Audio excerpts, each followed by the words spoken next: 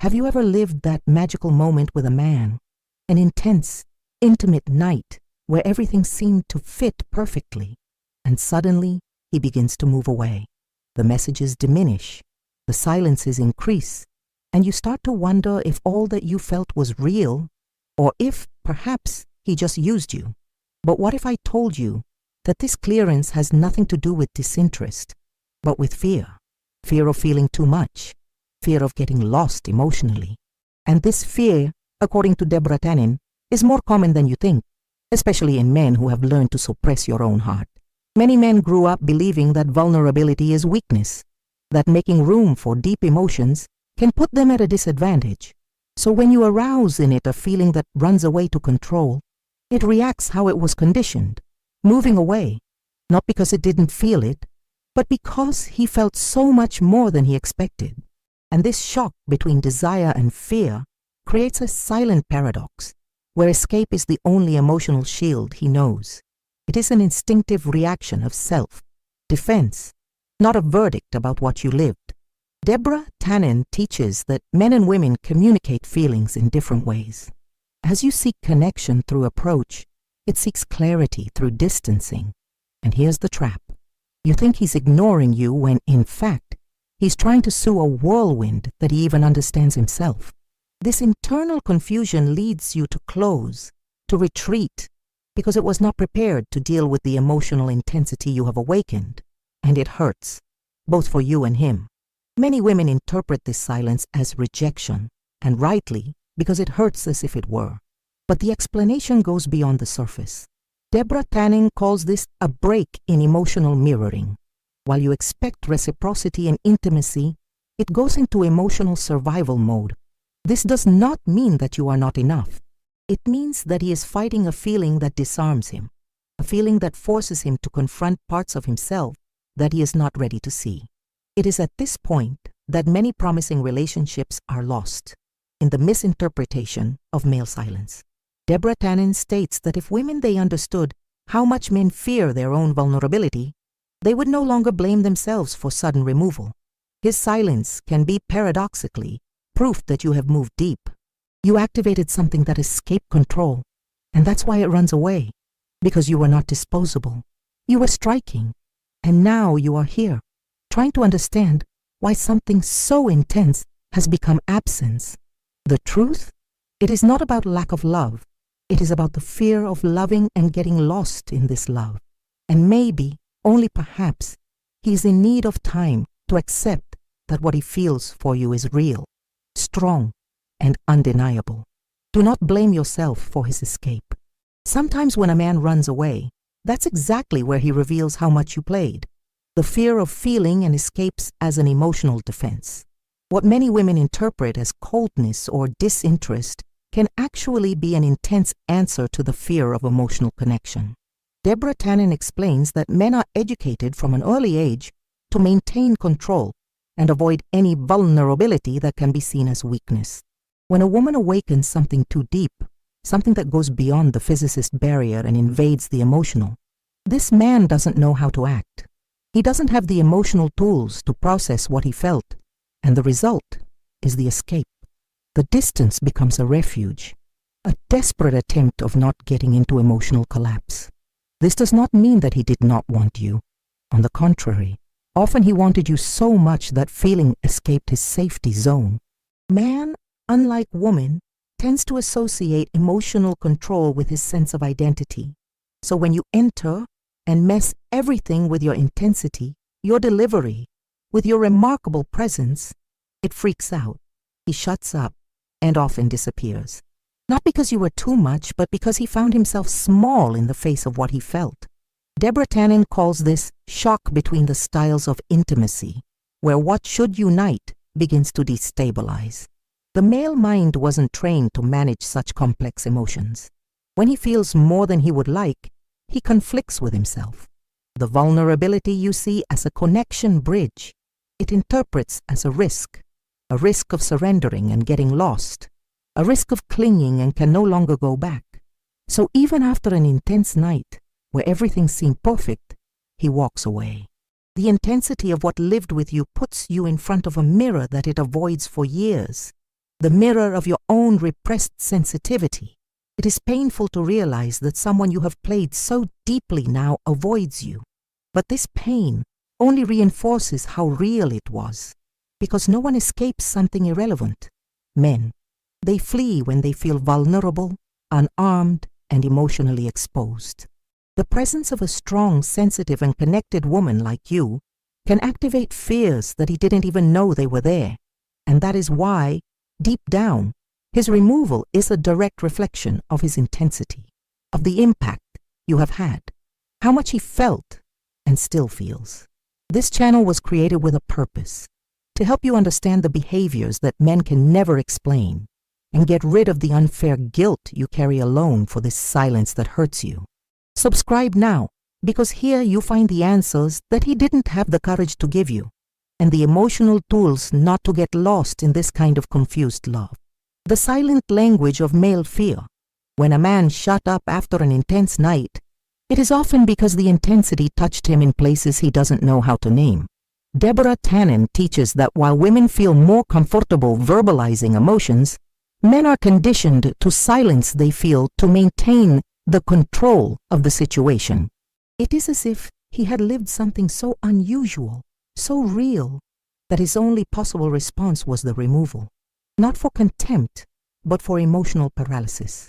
And it is precisely in this silence that the highest scream of male fear lives. The most contradictory is that often he would like to approach, but you don't know how. You don't know how to continue something that bars it. The true intimacy, which goes beyond the body and comes to the soul, activates ancestral fears in men. Fears of surrendering and disappointing. Fears of loving and being dominated by this love. And this is when he retreats, trying to save a part of him who is still learning to deal with complex feelings. You see him moving away, but inside he is fighting himself. The big question, according to Tannen, is that this conflict is rarely verbalized. He won't tell you, "I'm afraid of clinging too much." He will simply disappear or change the tone. And this sudden change, this invisible cut, generates a devastating feeling in you, as if it was your fault. But it is not. His silence does not talk about his insufficiency. He talks about the very emotional limit he has achieved, the limit between desire and fear, between connection and self-preservation. This man is not rejecting you. He is rejecting himself.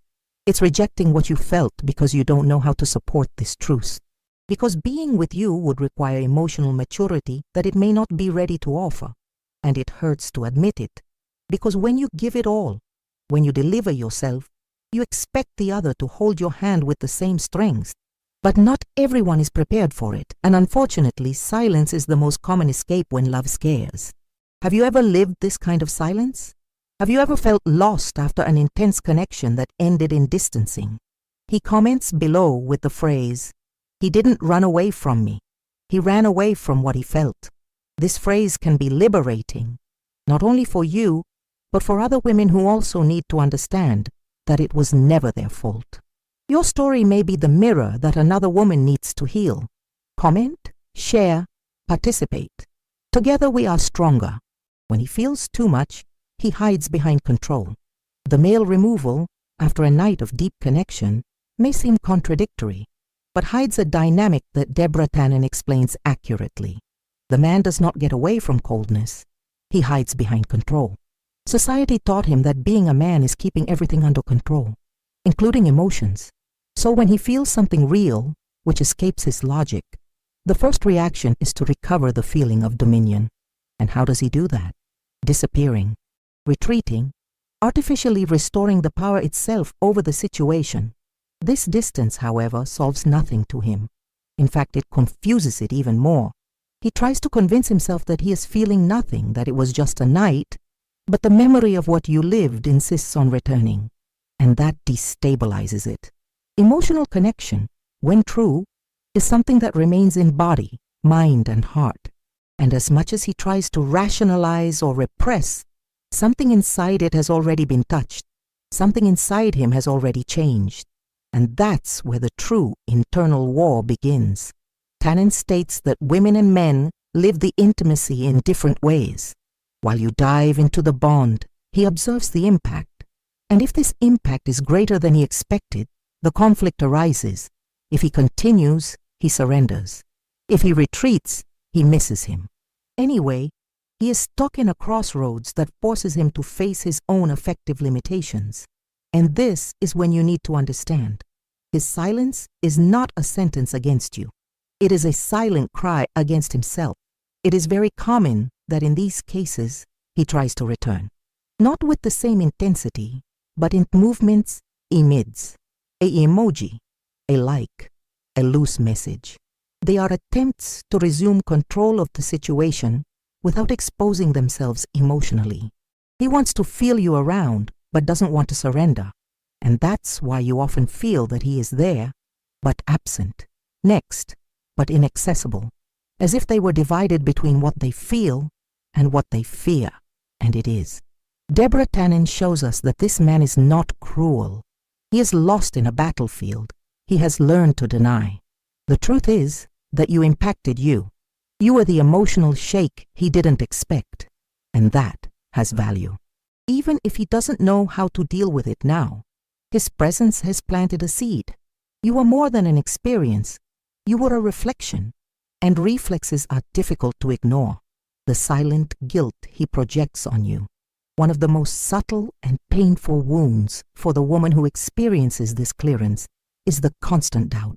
Did I do something wrong? This question echoes in silence, fueled by the absence of explanations.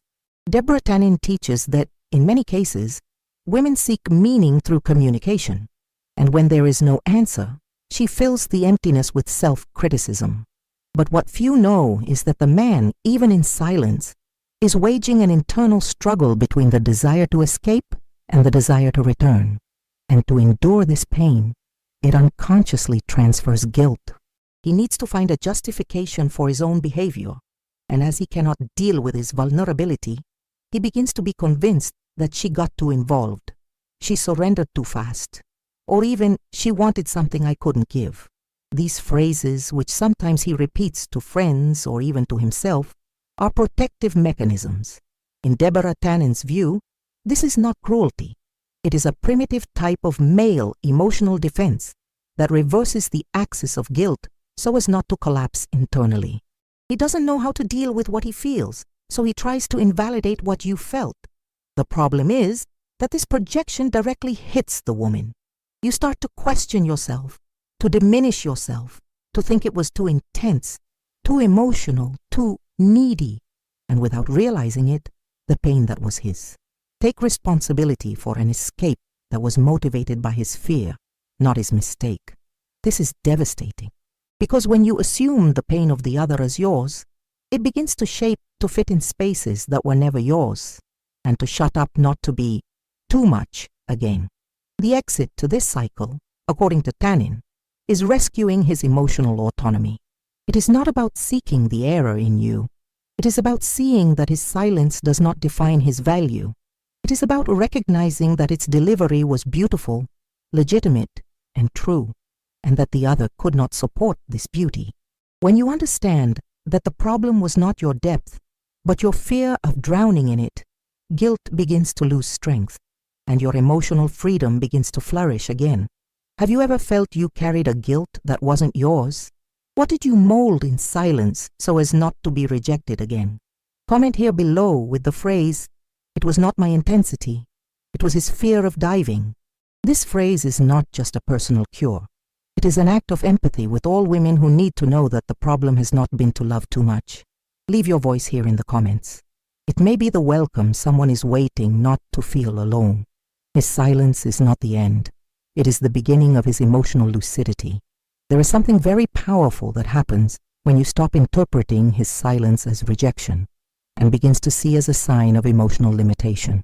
According to Deborah Tannen, this change of perspective transforms pain into lucidity, because deep down, what hurts the most is not him to have walked away, that you believed it was your fault.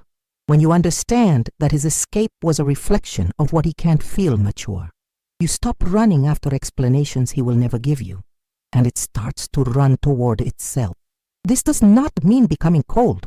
Quite the contrary. It means maturing emotionally. It means protecting yourself without closing. It means knowing the value of your delivery and understanding that not every man has structure to receive it. When you see this clearly, it begins to break free from the anxiety of being validated by those who are emotionally immature. And there is something rare born, your peace, the peace of not begging for crumbs, the peace of knowing that you are intense, yes, but not guilty about it. Tannen reminds us that communication between men and women can be a noise field, but it can also be a self-knowledge portal. When he silences, he teaches you, unintentionally, what you tolerate, what you deserve, what you need to stop accepting. His silence can become a cruel, but also necessary teacher. It forces you to look inside, to rescue yourself, esteem, and to realize that you don't have to be less to be loved. That pro-blamer never went to feel too much. He was never learned to feel in depth. His departure hurts, yes, but over time, you understand that those who run away from you are not ready to live by your side. And that's fine, because the woman who reconnects with her own truths becomes unattainable by the silences of others. It no longer begins. She watches. It does not beg for answers. She understands, and in that silence, it blooms. Because the absence that once destroyed her is now the space where she plants her new strength. His silence is no longer his end. He is his beginning, the exact point where you stop getting lost in his feelings and begins to meet in yours. And that, it's liberating. When he walks away, it is you who awaken. There comes a time when you stop trying to understand why he walked away and begins to see what it revealed about you. The pain he caused, without even realizing it, made you awaken. It made you see that it deserves someone who does not run when he feels, someone who remains even when the feeling squeezes. And more than that, you deserve someone who doesn't doubt you of your value just because they couldn't handle your own emotion. Deborah Tannen teaches us that communication, even when absent, carries meaning, and his silence, however cruel, said everything you needed to know. You are not here by chance. You are here because somehow this story looks like yours, because you have already felt this absence hurt in the chest, because you've already looked at your phone, waiting for a message that didn't arrive, and because, somewhere inside you, there is the question, what's wrong with me?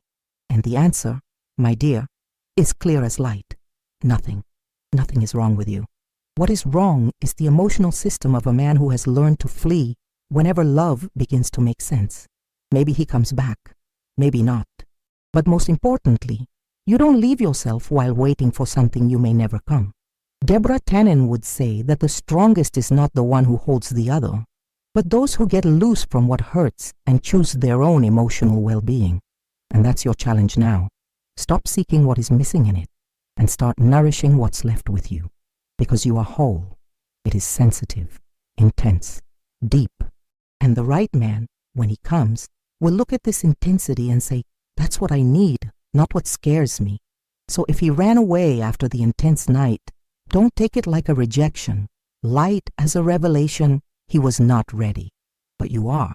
You are ready to live a story where the other does not escape when you feel, where silence does not come after the affection, where the presence is constant and the depth is celebrated, not feared.